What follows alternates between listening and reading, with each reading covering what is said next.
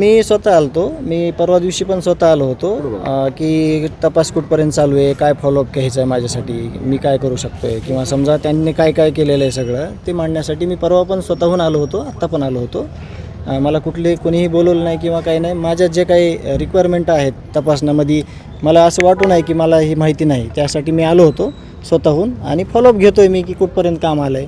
अधिकारी पूर्ण सहकार्य करतायत, तुम्हाला माहिती देत आहेत? पूर्ण काम चालू आहे चांगल्या पद्धतीनं. पण आमचं पण काम आहे बघणं बाबा थोडं. काल सीआयडीनं कोर्टामध्ये एक दावा केला की खंडणी प्रकरणात वाल्मिक यांना जरी अटक करण्यात आलेली असली तरी मात्र संतोष देशमुख हत्या प्रकरणात सुद्धा ही दोन्ही प्रकरणं एकमेकाशी जोडलेली आहेत आणि त्यांचा सहभाग आम्हाला तपासायचा आहे.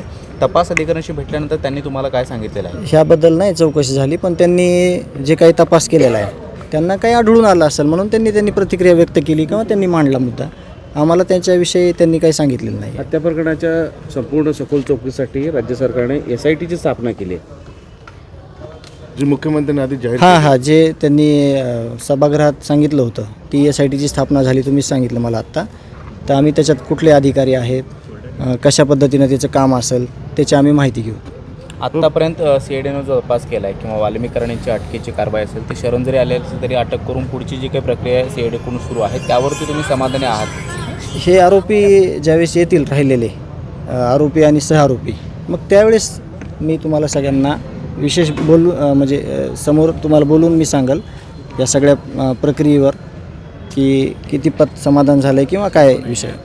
15 दिवसाची कोठडी मागितली, पूर्ण 15 दिवसाची कोठडी दिली गेली, असं फार कमी केसेसमध्ये होतं.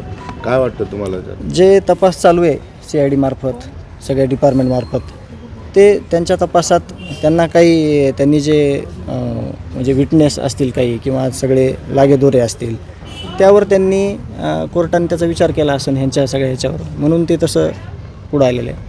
2 मोबाईल आणि व्हिडिओच्या संदर्भात देखील समोर आली होती माहिती, तसं काय सीआयडीने सांगितलं का? तो व्हिडिओ काय चर्चा काय झाली? नाही सांगितलं त्यांनी काय त्याच्याविषयी बोललो काय सापडलं काय नाही सापडलं? नाही, तपासणी झाली असणार आहे पण आम्हाला त्यांनी तसं अधिकृत काही सांगितलं नाही अजून. ओके, चलो.